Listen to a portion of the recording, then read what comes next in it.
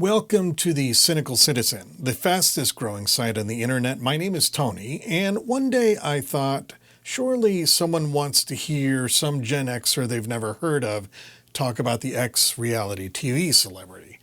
Of course, that's what the topic used to be, that a president of the United States could come from the character a failing businessman played on TV. Now things have become like an opera. Let's unpack it.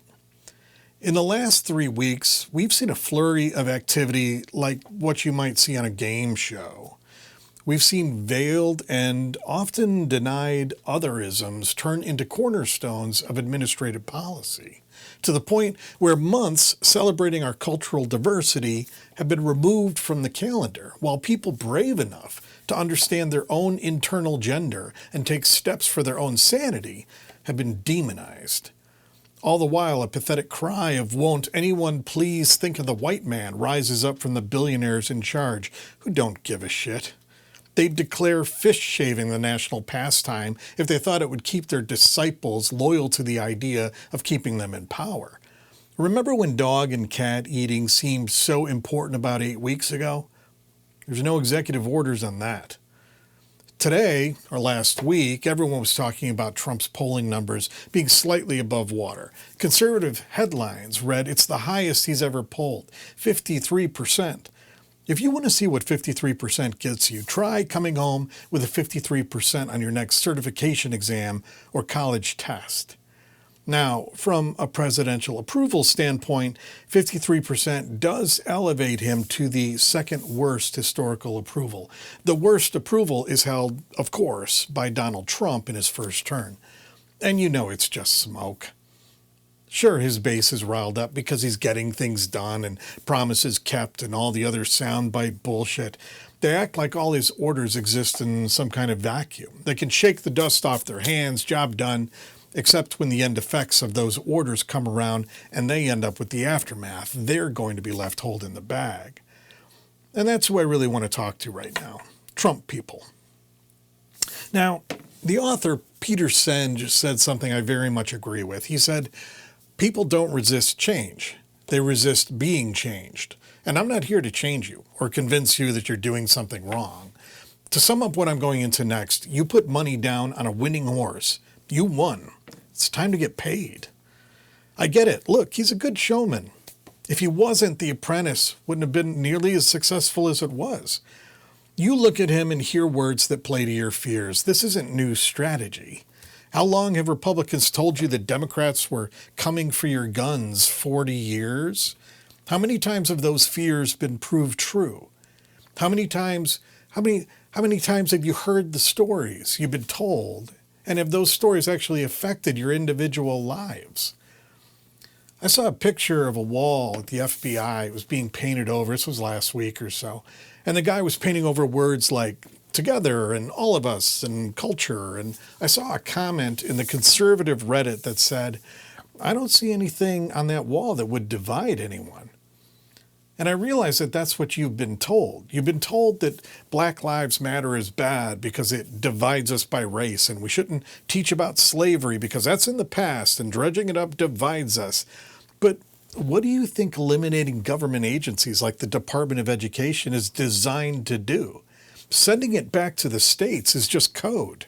It's a way for billionaires to divide us based on who votes for who. That's it. They want to control the message you receive, and the only way to do it is to destroy the agencies that ensured that we all generally received the same message, no matter how rich or poor your state might be. You guys have allowed yourselves to be led into the weeds. It's not about a political ideology anymore. It's about the unqualified belief that it's all about one guy. That we don't need 3 co-equal branches of government. We just need one guy. And every time that guy fucks up, you're ready to pick up the pieces and rationalize it. For your own sake, you have to have standards. You have to have a list of whatever it is that's important to you, the reason you voted for this guy. And you've got to hold his feet to the fire.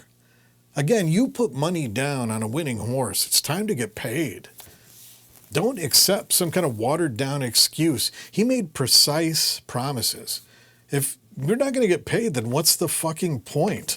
To own the libs? Fuck that. Fight for your own quality of life.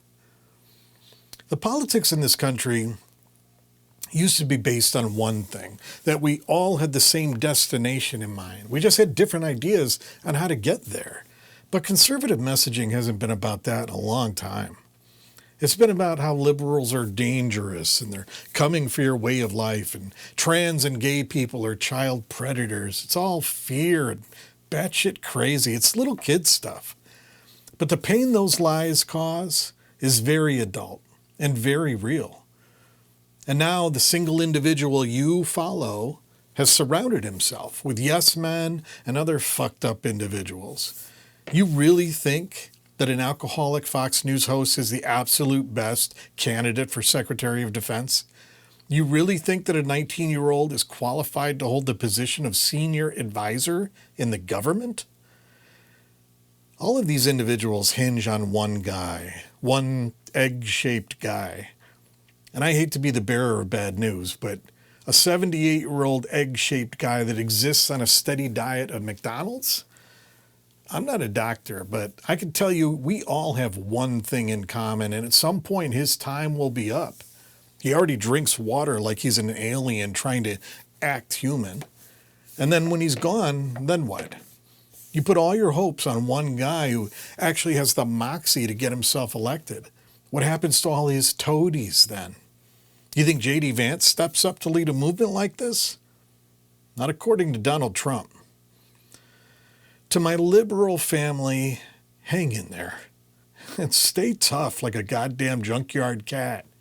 AOC has it right. This is a street fight, and there are more of us than there are of them. But liberals can be a finicky mess.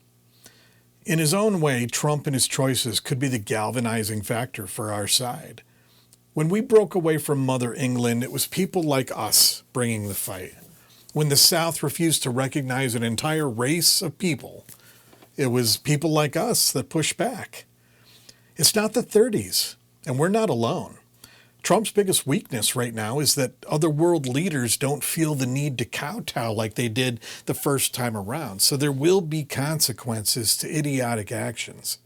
Democrats in power, stand up. We put you there to push back and push back hard. The future of this country does not hinge on Trump's mania and reckless mangling of our system. It hinges on what happens as a result, what we do as a result. But that's just my take. I could be wrong. Follow me on Blue Sky at Tony2030 and on YouTube at The Cynical Citizen. Stay safe and stay sane.